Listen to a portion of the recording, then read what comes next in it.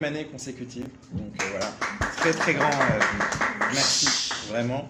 Voilà, et on est très très heureux. Merci beaucoup. Et le shiur sera pour la refoua de Roy Chaim Ben Merav, un soldat qui a été blessé à Gaza et qui est ici à Tel HaShomer, et évidemment de tous les psouilles. Amen, amen. Voilà. Donc pour la guérison de tous nos soldats, pour le retour en bonne santé de tous nos otages, et pour la réussite de nos soldats, évidemment. Pour la réussite, on le verra, Bezrat Hashem. Tov, alors les amis, effectivement, 11e année, mais on n'a pas encore décidé, on n'a pas encore arrêté le sujet de l'année. Comme chaque année en Elul, on parle de choses qui sont un petit peu détachées.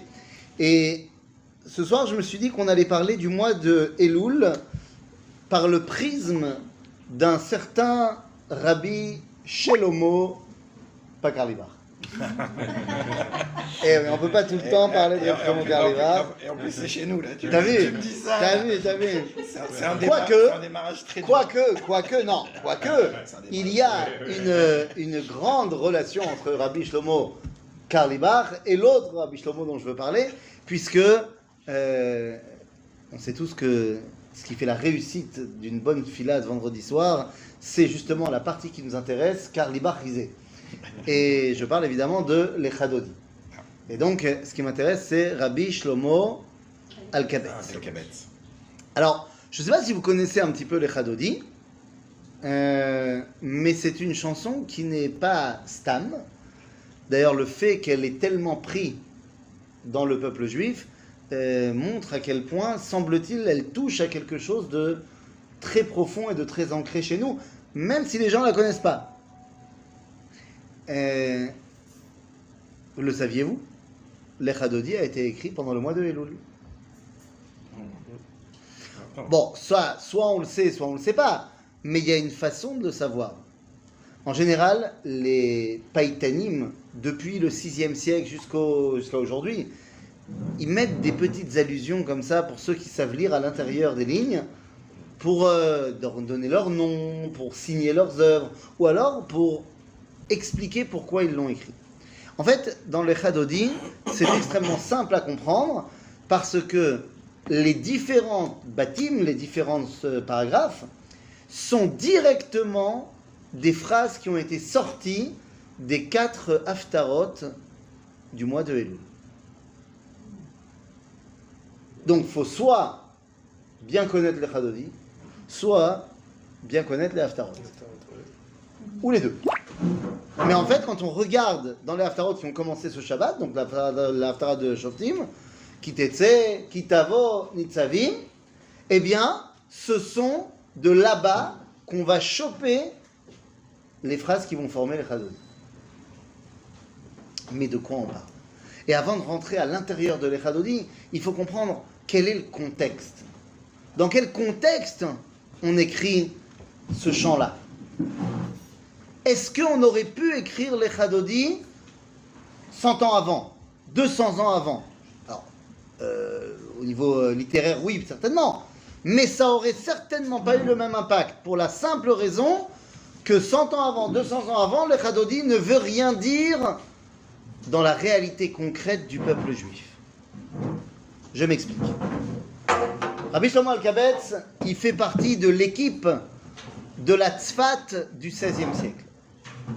Il fait partie de l'équipe de Rabbi Yosef Karo, du Harizal, de Rabbi Moshe Cordovero, de Rabbi Chaim Vital, de Rabbi Moshe Mitrani, tous ces grands noms qui sont enterrés dans le cimetière, le vieux cimetière de Tzfat, tous les maîtres de la Torah et de la Kabbalah.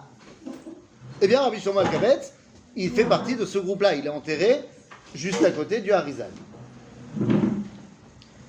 Cette époque-là n'est pas anodine. Le XVIe siècle, à Tzfat en Eretz Israël, n'est absolument pas anodin, puisque c'est le moment où tout recommence. C'est le moment où l'exil, alors ne s'arrête pas, l'exil va s'arrêter en 1948, mais c'est le moment où tout est en train de redémarrer. Évidemment, celui qui n'a pas les yeux pour voir, il ne voit pas. Mais en fait, tout va commencer à redémarrer. Grâce à qui? Alors, on va dire évidemment à Kadosh Baruch Hu, mais qui va être le bras armé de Ribono Shel Olam dans cette résurrection du peuple juif? Hein? Alors là, Arizal, Rabbi Yosef Karo, ça, c'est le côté rabbin. Oui. Maintenant, Im en kemach, en Torah. D'accord? S'il n'y a pas puisse arriver à ce qu'il est arrivé, eh bien, il a fallu que quelqu'un l'y aide. Et d'ailleurs, pas que lui.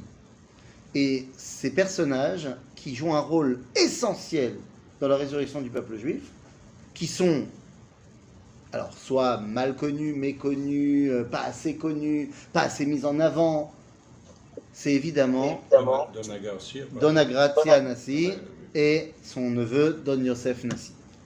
C'est-à-dire, ce sont les personnages qui vont permettre la résurrection du peuple juif et le début de ce qu'on va appeler Atralta de Géoula. Pourquoi? Qu'est-ce qu'ils vont faire? Bon, Don Agrazia Nassi, on ne va pas faire tout son curriculum vitae, mais vous connaissez son histoire. Ouais. Madame née dans une famille où on lui tait ses origines. C'est une famille de Hanoussim, c'est une famille de Maran. Et donc on ne lui dit pas qui elle est. Elle s'appelle Béatrice de Souza Mentes et elle n'est absolument pas du tout au courant de son origine. Ce n'est qu'à l'âge de 12 ans, lors de sa bat mitzvouch, eh bien que pour cadeau, on lui dit non seulement tu n'es pas chrétienne, tu es juive, et tu viens d'une ascendance illustre, puisque tu t'appelles Nassi, et ça veut dire qu'on est les descendants de Rabbi Yehuda Nassi, qui lui-même, David Ameler. Donc c'est pas rien. Et fort de cette idée-là, eh ben, sa vie va changer. À 18 ans, on la marie en secret avec son oncle, en secret pour que on la marie comme une juive, et une semaine plus tard, on la marie toujours avec cet oncle, en grande pompe à l'église. Oui, il faut donner le change. Et bon, son oncle, il a un petit avantage, c'est qu'il a une autorisation, une exclusivité pour amener le poivre noir des Indes au Portugal. Et donc, autant te dire que la Yirat Shamaim coule à flot.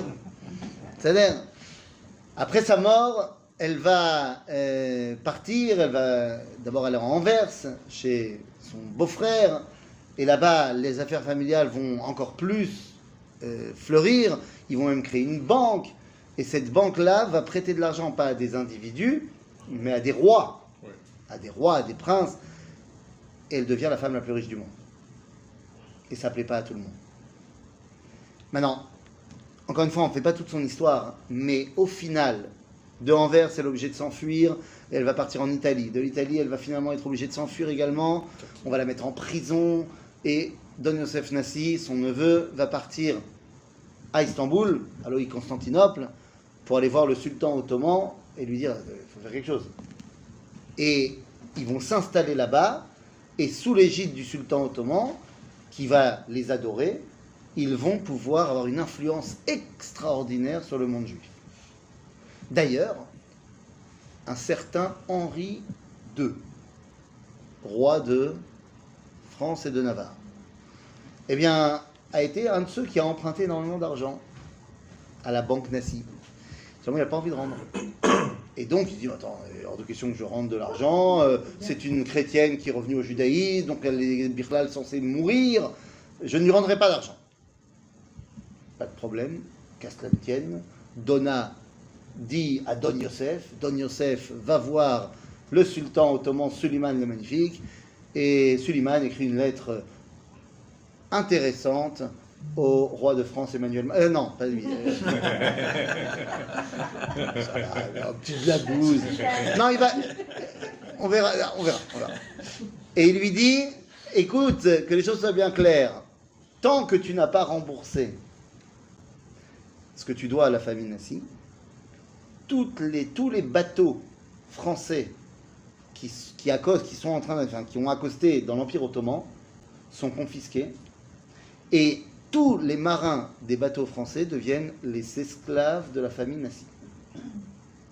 Et si tu ne rembourses pas, l'Empire ottoman verra cela comme une déclaration de guerre et nous attaquons la France. Bon, ça le calme. Ça le calme et il va rembourser. Seulement, pour rembourser, il faut signer un nouveau contrat.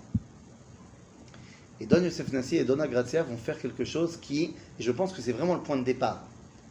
Ils vont rédiger le contrat sur lequel le roi de France doit signer, mais ils le rédigent en hébreu. Ce sera le premier contrat depuis la destruction du temple qui est rédigé en hébreu. Même aujourd'hui, on ne rédige plus les contrats internationaux en hébreu. Mais là, on veut le faire signer en hébreu. Pourquoi ? Parce que c'est la résurrection du peuple juif. Et ils pensent à cela. Ils pensent à cela lorsqu'ils vont héberger Rabbi Yosef Karo chez eux à la maison.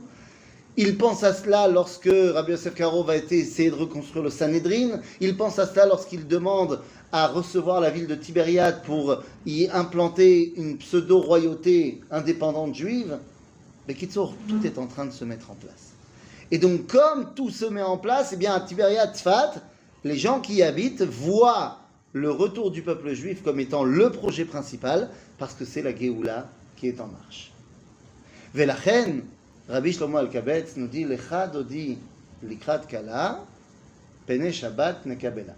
Qui est ce dodi et qui est cette kala? Dodi, c'est Akadosh Baruch Hu, et la kala, c'est Knesset Israël. Et le moment où on se retrouve, eh bien, ça s'appelle la Géoula, pene Shabbat nekabela. Alors très bien. Puisqu'on a dit cela, on va quand même faire 2 strophes sur le Shabbat, histoire de dire que bon quand même. Donc, Shamor vezachor bedibur echad, ishmianu el amiyuchad, Hashem echad ushmo echad. Très bien. C'est-à-dire qu'on pose les bases de la création. Pourquoi y a-t-il la Géoula ? Parce qu'il y a eu la création du monde. C'est-à-dire, puisque Bereshit bara Elohim et hashamayim ve et haaretz, alors il doit y avoir la Géoula.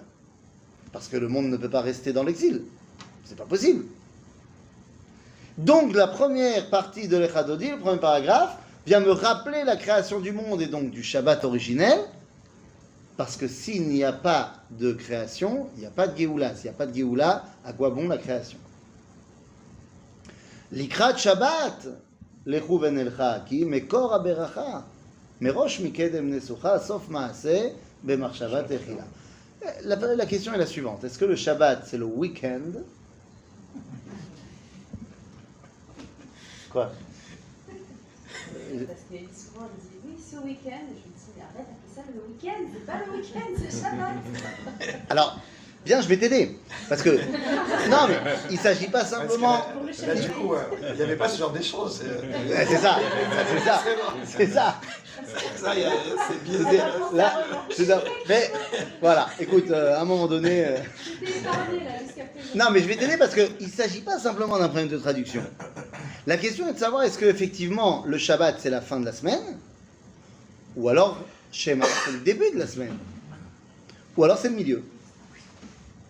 Qu'est-ce que vous en pensez ? C'est censé être la fin. C'est la fin, hein, Yom Shishi, et après Yom Shabbat. D'accord ? Alpi à Niglé, ce que tu me dis, d'après la Torah dévoilée, on va dire, classique, c'est tout à fait vrai. Dans la Torah, on a vu qu'il y a eu les 6 premiers jours de la création, et le 7e, c'est Shabbat. Il y a fait meurtre.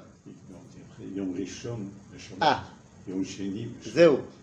On dit, par contre, dans la Halacha, Rishon Beshabbat, c'est le dimanche, c'est le premier jour par rapport au Shabbat. Mais par rapport à quel Shabbat ? Celui qui va venir ou celui qui est passé ? C'est problématique. Et Bichlal, la Halacha nous dit quelque chose de très bizarre. Jusqu'à quand on peut faire la Havdalah ? Mardi. Et à partir de quand on peut se dire Shabbat Shalom ? Depuis Mercredi. Ah, donc ça veut dire que Shabbat, en fait, c'est le milieu de la semaine. C'est Al-Pi HaKabbalah. Al-Pi HaKabbalah, le Shabbat est le centre de toute la création. Et donc, effectivement, depuis mercredi, tu commences à ressentir la Kedusha du Shabbat qui arrive. On appelle ça aussi la cuisine.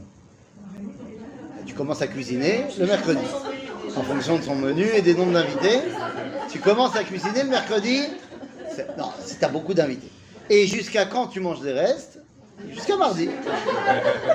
Comme ça, c'est réglé. C'est réglé. Ça va, on est des Ça, bons juifs alors. on est bon. Mais alors, c'est pas vraiment une blague. Vraiment, on commence à ressentir Kedushat Shabbat à partir du mercredi. Et vraiment le Shabbat qui est au centre des choses.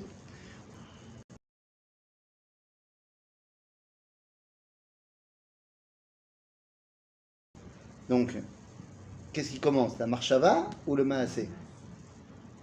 On dit sauf maasé, ben marshava techie le monde, et après il l'a créé. Alors, quand est-ce qu'il l'a créé? Quand est-ce qu'il a commencé la création? Premier Rishon. Mais d'après le judaïsme, c'est quand le début du Yom Rishon? C'est Shabbat. C'est Motzei Shabbat, c'est le soir. D'accord?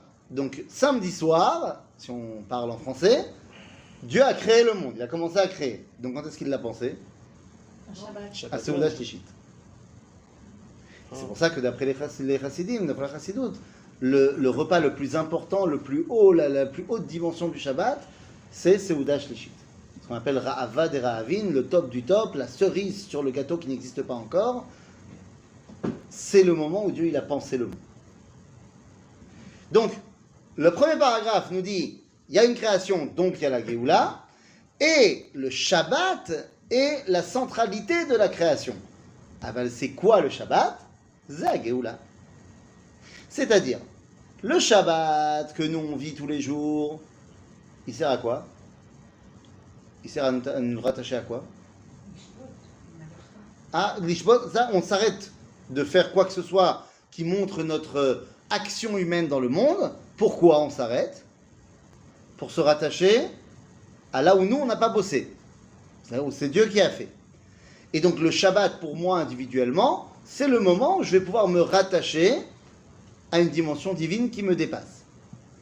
Ben ça, c'est mon petit Shabbat de chaque semaine.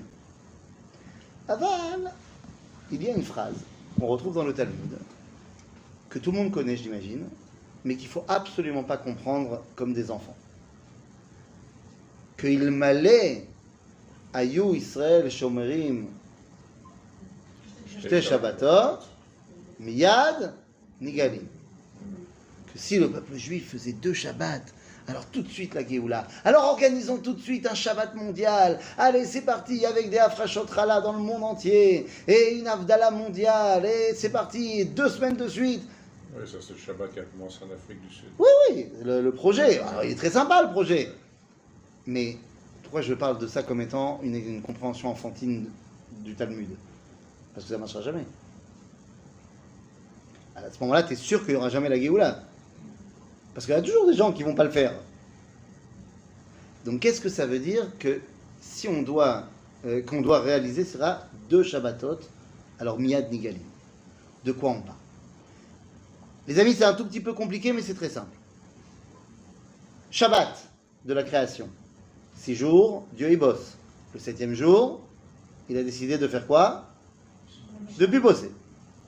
Seulement dans ce 7e jour, puisque lui il bosse plus, qui bosse? Nous. Qui vaut Shabbat mikol melarto, asher bara Elohim, la asot. Qui doit faire maintenant? Nous, l'homme. Chaque jour de la création, qui a mené donc à ce fameux Shabbat, a un début et a une fin.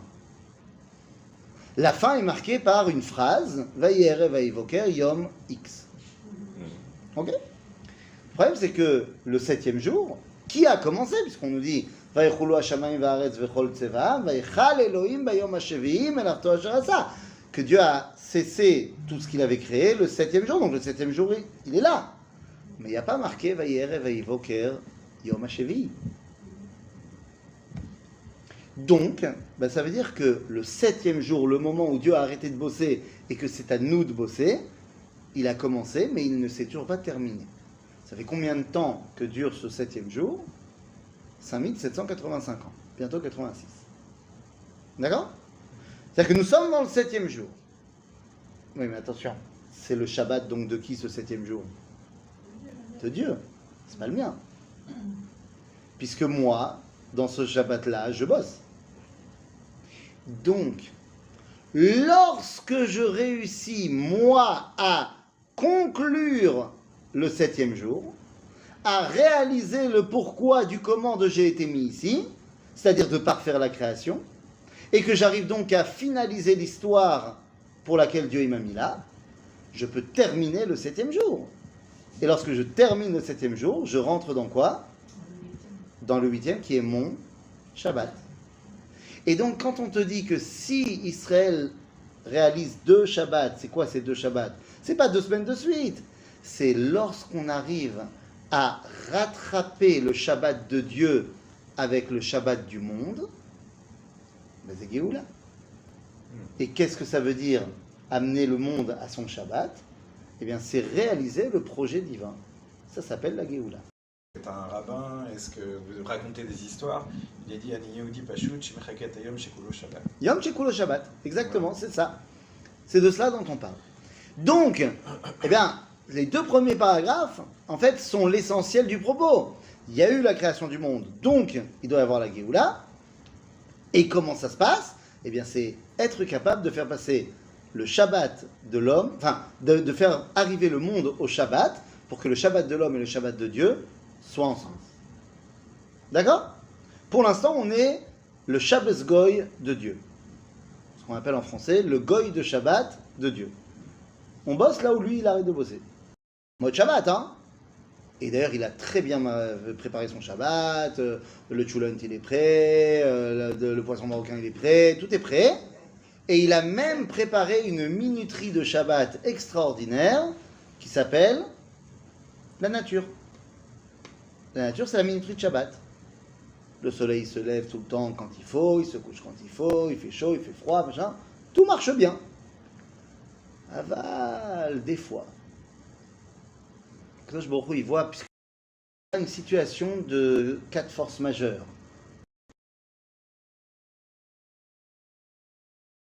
Des fois, de transgresser son Shabbat.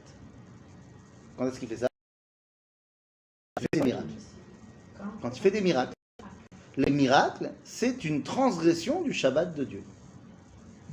Mais des fois, il n'y a pas le choix.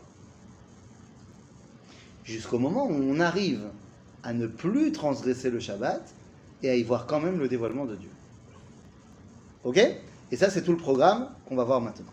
Donc, on a vu les 2 premiers paragraphes. Ensuite, qu'est-ce qui se passe? Bon, bah, c'est bien beau de vouloir amener la Géoula, mais cette Géoula, elle passe par où?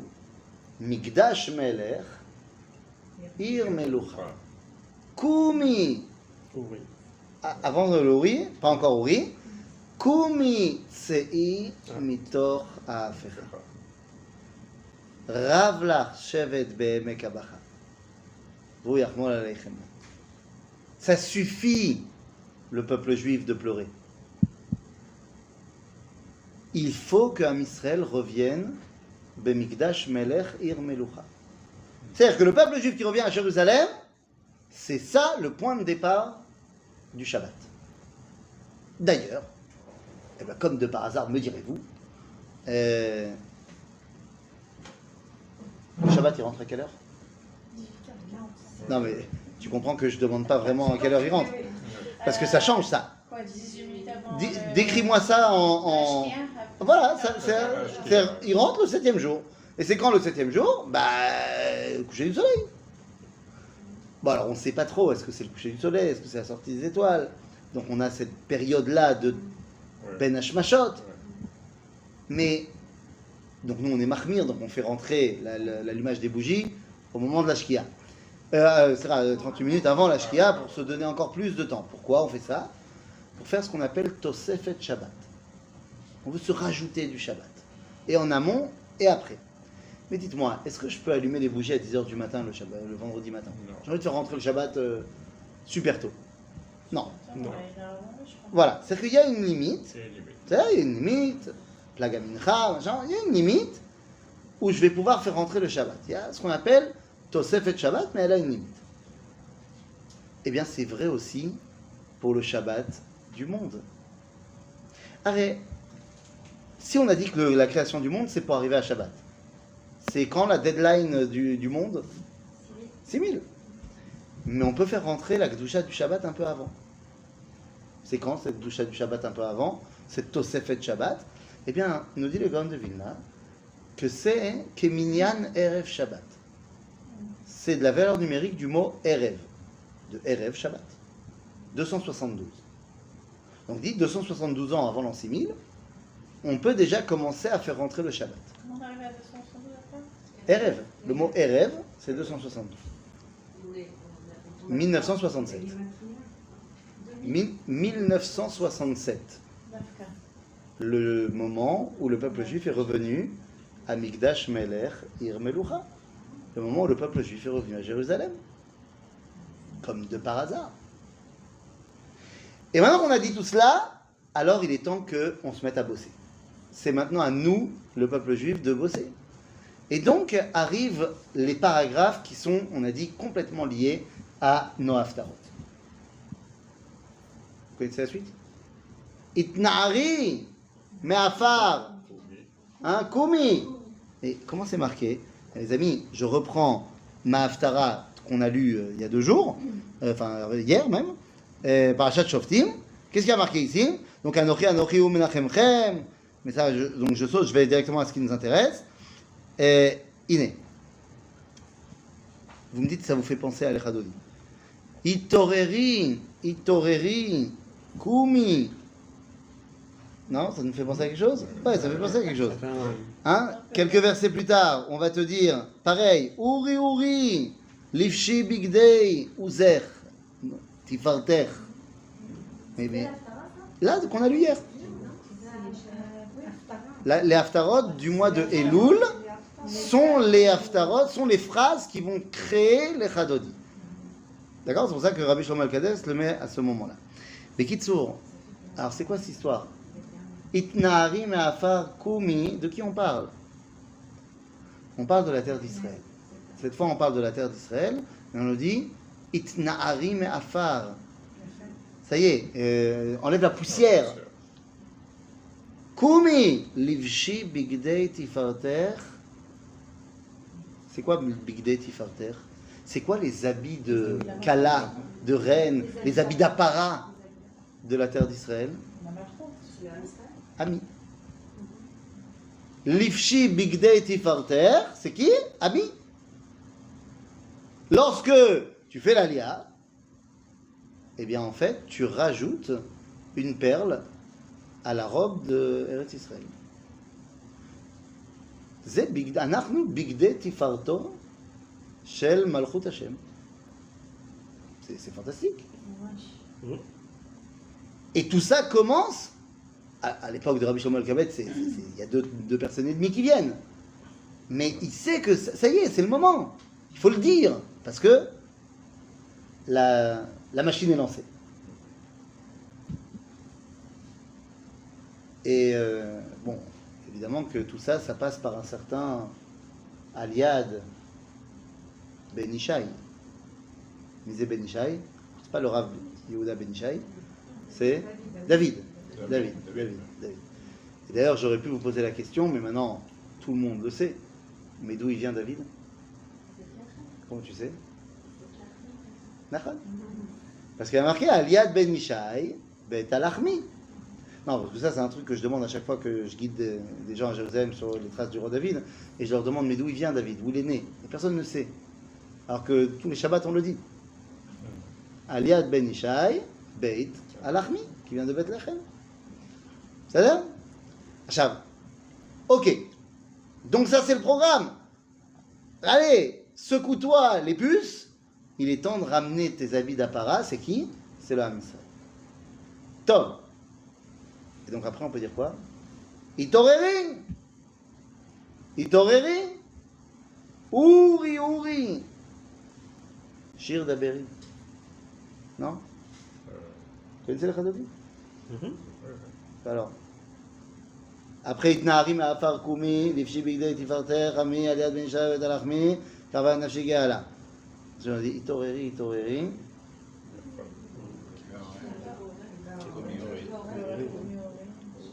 Uri.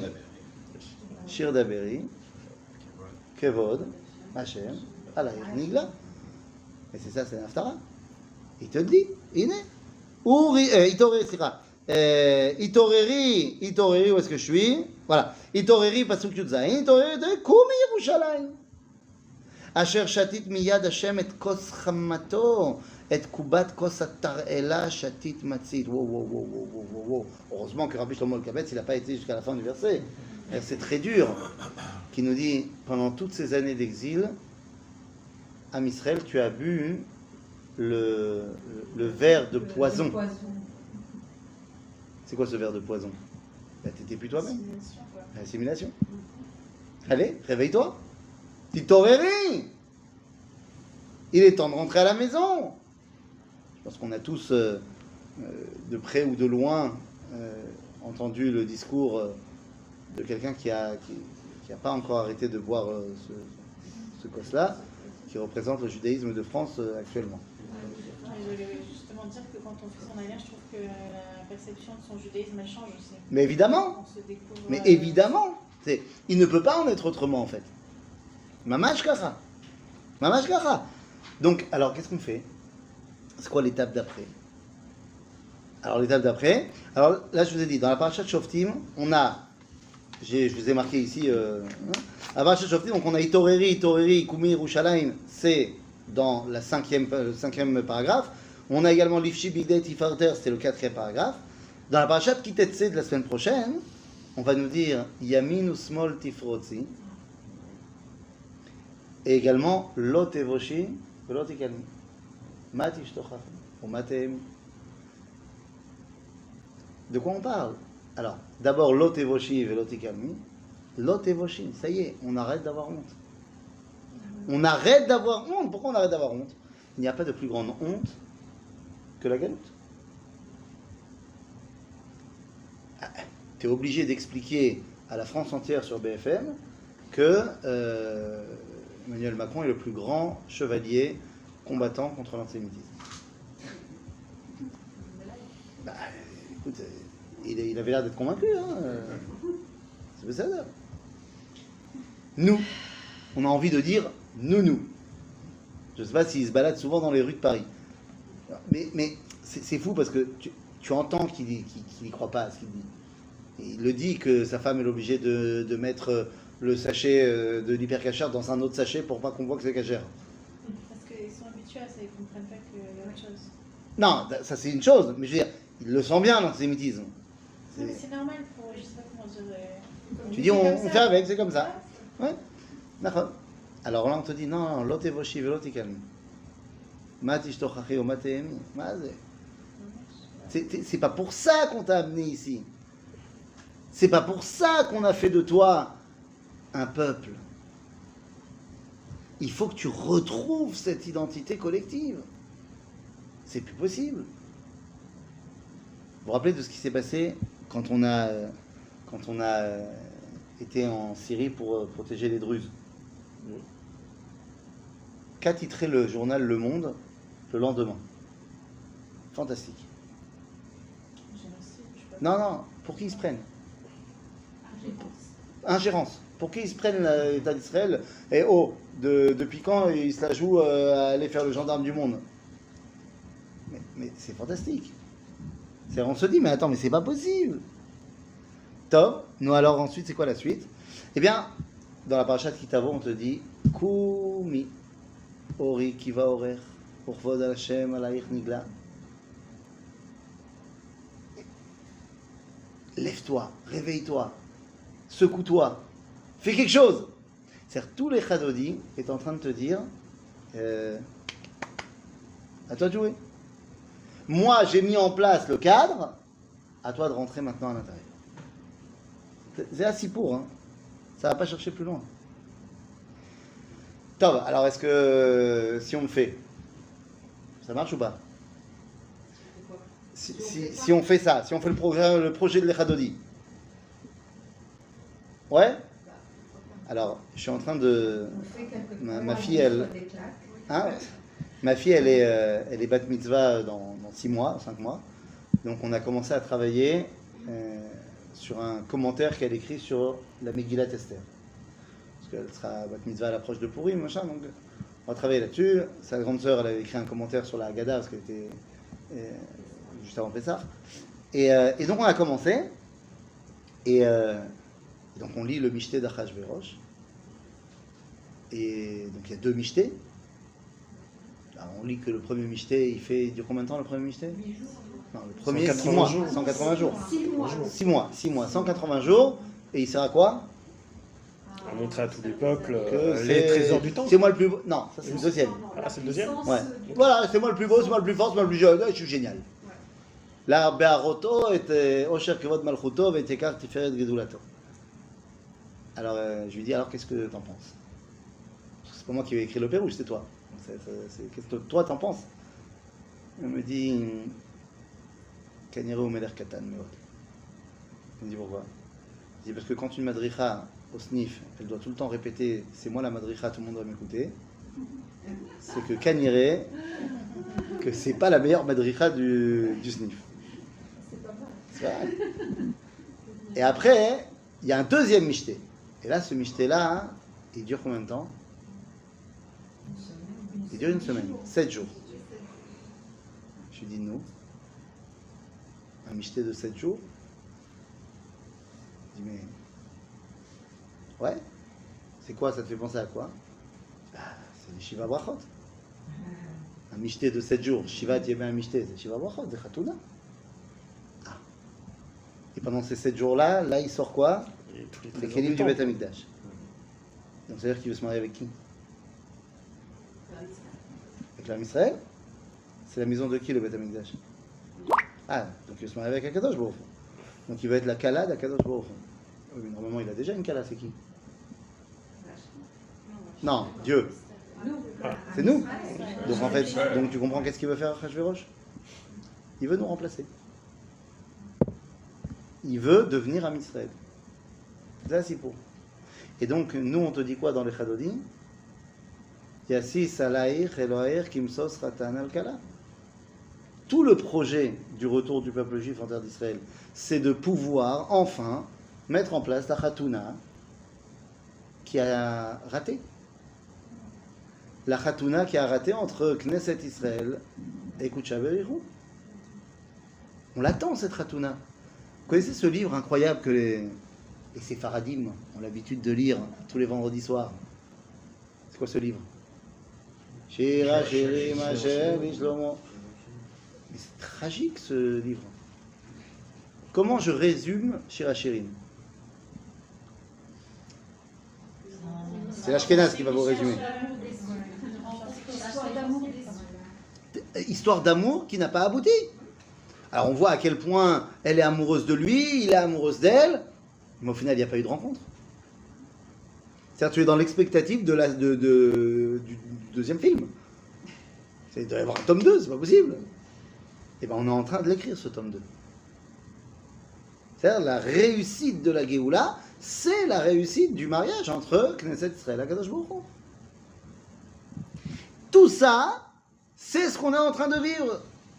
Depuis 500 ans, c'est ça qui se met en place.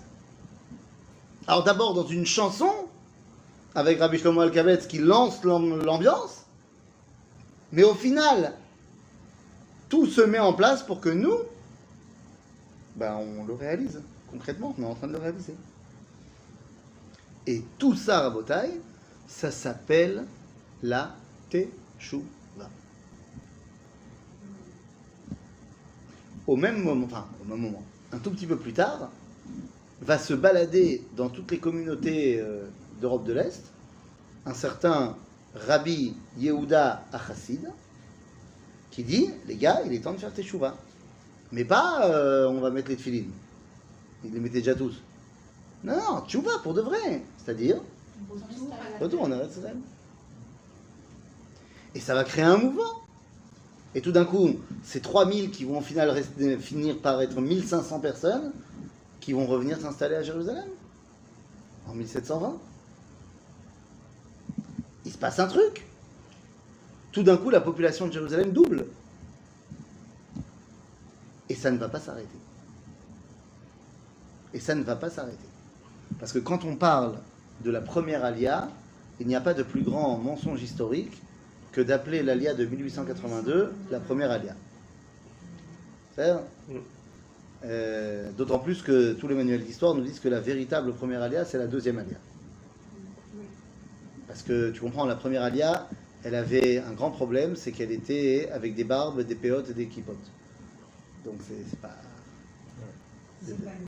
Ça marche pas. C'est-à-dire, bon, on peut pas nier qu'elle était là, parce qu'il y a quand même eu 50 000 personnes qui sont venues.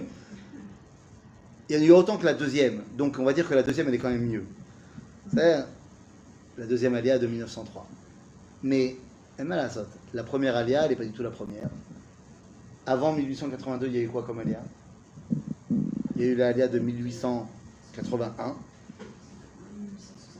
Alors, 1880, c'est l'alia de... En 1830, il y avait... Attends, les athlètes, Nachon, tu as raison. L'Afrique du Nord. Bien sûr, bien sûr. 1880, c'est l'alia des Juifs du Yémen. Encore avant, il va y avoir entre 1830 et 1856 l'alia des Juifs d'Afrique du Nord, principalement du Maroc, guidé par Rabbi. Non, ça c'est avant. C'est avant. Il vient tout seul, lui. Lui, il vient tout seul. Rabbi David Ben Shimon. Baal Hatzouf Dvash. Rabbi David Ben Shimon. Bekitsour. Avant cela, il y avait en 1808 l'alia des élèves du Gaon de Vilna. En 1777, il y a eu l'alia des élèves du Baal Shem Tov. Et en 1720, l'alia de Rabbi Yehuda Chassid et de ses élèves. C'est-à-dire, il se passe un truc, et petit à petit, en fait, les chiffres montent. Et il y a l'alia de 2025. C'est-à-dire qu'on continue un programme qui est lancé à l'Echadodi. Et donc à la fin, qu'est-ce qu'il faut faire? Boi Beshalom. Parce que l'Echadodi, il finit mieux que Shirachiri. Parce que l'Echadodi, il termine en disant Boi Beshalom, Ateret Ba'ala, Gam Besimcha, Uvtsaola, Toch Emune, Am Segula, Boi Chala, Boi Kala, Shabbat Malketa. C'est-à-dire qu'en fait, la réunion de la Kala et du Khatan, c'est le deuxième Shabbat qui a réuni le premier Shabbat. Pourquoi est-ce que Rabbi Shlomo Alkavetz va écrire sa chanson pendant le mois de Elul suivant les Haftarot de Elul? Pourquoi est-ce que ce sont ces Haftarot-là qui ont été choisis pour être les Haftarot de Elul? En fait, ce sont ce qu'on appelle les Shiva de Nechamata qui ont commencé après Tisha B'Av. Ce sont les 4 dernières Haftarot de Nechama. Et en fait, les 3 premières Haftarot parlent de Nechama en disant que Akadosh Baruch Hu, il n'abandonnera pas le peuple juif quoi qu'il arrive. C'est très sympathique, mais ça suffit pas. J'ai pas envie simplement de survivre à l'exil. C'est ça qu'on nous dit. On dit que quoi qu'il arrive à Tida, Akadosh Baruch Hu, il sera avec toi. C'est bien, c'est génial, mais ça suffit pas. J'ai envie des 4 dernières Haftarot qui me disent ok, mais tout ça, ça a servi à quoi? C'est que tu puisses te relever et retrouver ton bien-aimé. Donc à la fin de l'histoire, on se retourne. Dans les Chadodi, on a le minag comme ça de se retourner. Pourquoi? Pour accueillir. Pour accueillir. Pour accueillir qui? La Kala. Ah bah c'est nous la Kala. La Kala. Le Khatan. Le Khatan. Le Khatan. On accueille le Khatan cette fois. Hein, c'est parce qu'on est très woke. Et comme on est très woke, et ben on a décidé que cette fois c'était voilà, c'est la Kala qui attend et qui reçoit son Khatan et qui arrive. Ça a l'air, non? Je pense que on se rend compte que les Chadodi c'est pas cette même chanson. Et que le fait que ce soit le moment qui est peut-être le plus important de la Tfila de Shabbat, de Erev Shabbat, qui nous fait rentrer dans le Shabbat, ben c'est pas rien. À côté de Rabbi Shlomo Alkavetz, il y avait un autre rabbin qui lui aussi a écrit une chanson. Ils avaient tous, c'était tous en ambiance Shabbat. Hein. Il a écrit une autre chanson. Lui aussi, il a une histoire complètement incroyable. On en a déjà parlé souvent. Un monsieur qui, lui aussi, naît en tant que chrétien, qui non seulement naît en tant que chrétien, mais qui va devenir le scribe de Manuel Ier, roi du Portugal, qui va être même fiancé à la princesse du Portugal, parce que c'était une époque où les prêtres avaient le droit de se marier. Oui, parce qu'il est devenu prêtre, entre-temps. Ce fameux Diego Pérez. Hein? Quand est-ce que les prêtres ont eu l'autorisation de se marier? Ils ont toujours eu l'autorisation de se marier jusqu'à ce que ça leur soit interdit. C'est pas qu'ils ne se sont pas mariés, après on leur a donné l'autorisation. sont toujours mariés. Il y a des papes qui avaient des enfants légitimes, illégitimes, tout ce que tu veux. Et beaucoup plus tard, on a arrêté de se marier chez les prêtres. Et donc cet homme-là va en une nuit voir son monde changer quand il voit arriver à la cour de Manuel Ier en 1523 un homme habillé d'une djellaba avec tzitzit, un turban bronzé, un drapeau rouge flamboyant avec un Magen David doré, se présentant comme étant David ben Shlomo, frère du roi d'Israël qui règne sur les tribus de Réhouven, de Gad et de la moitié de Ménaché en Arabie Saoudite, et qui vient demander l'aide du roi du Portugal pour aller conquérir la terre d'Israël. Bon, ça va pas marcher, mais ça va faire un électrochoc à notre Diego, qui vient le voir et qui lui dit je viens avec toi, je reviens à mon identité. Et il va changer son nom en Shlomo Molcho, et il va l'accompagner. Il va partir en Turquie, et de la Turquie en Eretz Israël. Il devient la Chavruta d'un certain Rabbi Yosef Karo. Ils écrivent ensemble la première partie du Shulchan Aruch, Orach Chaim. Et cet homme-là, Rabbi Shlomo Molcho, va écrire une autre chanson que tout le monde connaît, qui s'appelle Shalom Aleichem Malaché Asharet, Malaché Elion, ce qu'on chante aussi à l'entrée de Shabbat dans notre maison. C'est-à-dire, vous voyez que cette époque-là fait du Shabbat plus simplement un moment de kiff familial, mais un projet national pour réaliser le projet divin, pour réaliser la Géoula. 500 ans plus tard, eh bien, on est tellement plus proche qu'ils ont lancé le truc. C'est à nous de terminer le projet qu'ils avaient commencé. Peut-être que c'est pour ça que Reb Shlomo Karlibar, il s'est mis à écrire plein de chansons aussi, des airs pour le Shabbat, En particulier sur les radios. et particulièrement sur le Chadodi. Voilà, c'est à nous de terminer le programme. On est vraiment... voilà, il ne reste plus grand-chose à faire par rapport à tout ce qui a déjà été fait. Maintenant, il nous reste simplement à se retourner, à d'accueillir Boïkala, Shabbat Malketa, et Zéou, Shabbat Shalom. Qu'est-ce qui va se passer? Est-ce qu'on va y arriver? Du coup, j'ai l'impression que si pas tous les juifs nous font leur allié, on va pas y arriver du coup. Alors ça, je vais te dire, il y a un truc que j'ai pas dit. C'est pour ça que je pose des questions. Non, tu as raison. J'ai dit tout à l'heure que des fois, quand Dieu il sent que le monde il intervient. On a dit que c'est pas bien. C'est Pikuach Nefesh, d'accord, mais c'est Chilul Shabbat. Et la Haftara se termine avec un verset qui est très connu qui dit Ki lo bechipazon tetseu.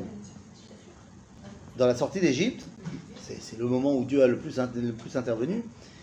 Le motif qui revient tout le temps, c'est bechipazon, qu'on est sorti avec précipitation. Parce que la nature gêne à ce moment-là. Donc il faut ouvrir la mer, il faut faire les tiplés, il faut... Là, nous dit le prophète Ishayahu que dans la Géoula finale, Kilo bechipazon tetseu. C'est-à-dire que la nature ne devient plus un obstacle pour le dévoilement divin. Au contraire, c'est en empruntant les lois naturelles qu'on amène au dévoilement de Dieu. Donc dans ces lois naturelles, quand il y a Dieu qui vient et qui prend tout le monde, ben, celui qui n'a pas envie de sortir d'Égypte, il meurt dans les 3 jours d'obscurité et on n'entend plus parler de lui. Quand il s'agit des voies naturelles, eh ben, il y a aussi des gens qui disparaissent par assimilation. Il y en a. Mais d'abord, on les voit moins. Et 2, on ne veut pas les laisser. Et donc, tu vois qu'on continue à se battre pour aller les récupérer. Moi, j'ai eu une discussion comme ça cet été avec quelqu'un qui m'a dit « Mais pourquoi tu fais des cours en français? Pourquoi tu vas en France faire... » Tant pis pour eux. Tant pis pour eux. Ils veulent pas venir. On va dire Ken, ça c'était possible à l'époque. Mais nous, on ne va pas les laisser aujourd'hui. On ne va pas les laisser. Parce qu'ils font partie du programme. Au final, s'il y a quelqu'un qui a vraiment envie de... C'est toujours Yecheskel où on dit je te ramènerai. C'est-à-dire, Hachem il va intervenir à un moment donné aussi pour... Oui, mais est-ce qu'il va intervenir en brisant les lois de la nature ou il va intervenir parce que toi, il t'a fait venir? Je sais pas. c'est de ça qu'on parle. C'est-à-dire qu'aujourd'hui, on voit qu'on n'est plus obligé de briser les lois de la nature pour réaliser cette chose incroyable. La guerre des 6 jours, la guerre des 12 jours, tout ça ce sont des miracles, mais des miracles cachés dans la nature. Caché quand même, bien. Ah, le 7 octobre, c'est caché méode. Et ça a aussi beaucoup secoué. Évidemment, évidemment. Des fois, le peuple juif, il prend des claques énormes pour se rappeler aussi qui il est. Tu veux absolument fuir ton identité. Dieu te dit, ben non, je ne vais pas te laisser. Alors, il y a plein de choses dans la Torah qui nous disent, si tu fais ça, venir reta nefeshai. Alors, la Gemara dit dans Masechet Sanhedrin, Perek Chelek, dit Kol Israël Shloem Chelek Leolam Haba. Mais d'un autre côté, il y a plein de choses que si tu fais ça, si tu fais ça, si tu fais ça, En Chelek Leolam Haba. Comment on s'arrange? Alors le Harizal il dit Kol Israël Besofo Shel Davar Shloem Chelek Leolam Haba. On va pas les lâcher. Si ça doit passer par des Gilgulim, par des épreuves, par ce que tu veux, mais on va pas te lâcher. On va pas te lâcher. Et donc effectivement, ça prend du temps. Et des fois, ça revêt des habits qui sont douloureux. Nahom. On n'est pas obligé tout le temps de faire les mêmes erreurs pour avoir tout le temps les mêmes problèmes. Mais d'un autre côté, on voit aussi qu'on a appris quand même pas mal de choses. Et qu'on a réussi à faire des choses incroyables qu'on n'aurait même pas pu imaginer avant. Non, moi je sais. Donc voilà, on continue à bosser. C'est-à-dire donc c'est de penser à tout ça pour le Chadodi prochain. Non, moi, je C'est-à-dire ne suis plus de la même manière. Azak, Prier bravo. avec,